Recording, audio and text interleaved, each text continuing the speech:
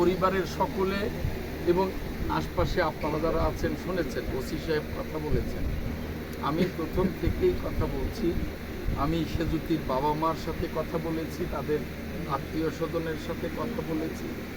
আমার স্পষ্ট বার্তা যে এই সেজুতি রিপোর্ট আগামী 1 সপ্তাহের মধ্যে আসতে হবে। 1 সপ্তাহের মধ্যে আমি সিভিল সার্জন হোক অথবা যার সাথে কথা বলা দরকার তার সাথে আমি কথা বলবো। 1 সপ্তাহের মধ্যে তার এই মেডিকেল রিপোর্ট, এই সুরতহাল রিপোর্ট আসবে ইনশাল্লাহ। এবং আসার পরে যদি দেখা যায় যে তার গায়ে কোনো ক্ষত চিহ্ন আছে, কোনো মারের চিহ্ন আছে, কোনো হত্যার চিহ্ন আছে, এটা থাকবেই।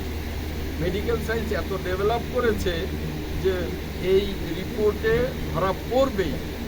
সেজন্যে আমরা এতটাই তৎপর যে ওই খুনিদের কোনো রেহাই নাই। ওই যেটা নাজিব সাহেব বললেন, 30 কার্য দিবসের মধ্যে তার দৃষ্টান্তমূলক শাস্তি ইনশাল্লাহ ফাঁসি হবে, সেটা আদালত ইনশাল্লাহ দেখবে। আমরা সেই ব্যবস্থা করব।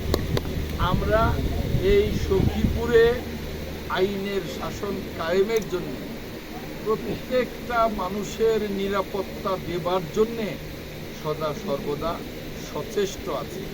সদা সর্বদা আমার ইউএনও প্রশাসন, পুলিশ প্রশাসন সদা সর্বদা সচেষ্ট আছে। আপনারা শুনলেন যে ঘটনার সাথে সাথে এই পুরো এলাকা সিসি ক্যামেরা দিয়ে আবৃত করে ফেলা হয়েছে।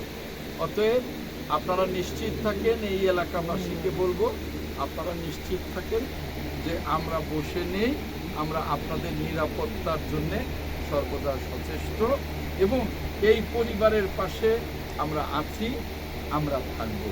এবং যখনই রিপোর্টটা আসবে, এই রিপোর্ট পাওয়ার সাথে সাথে প্রয়োজনে আমি ওই উপজেলা মাঠে মনিটর দিয়ে এই পুরো পৌর এলাকায় মাইকিং করে তার সমস্ত অবস্থা আমি বর্ণনা করি, যাতে করে ওই খুনিরাও পালাতে না পারে।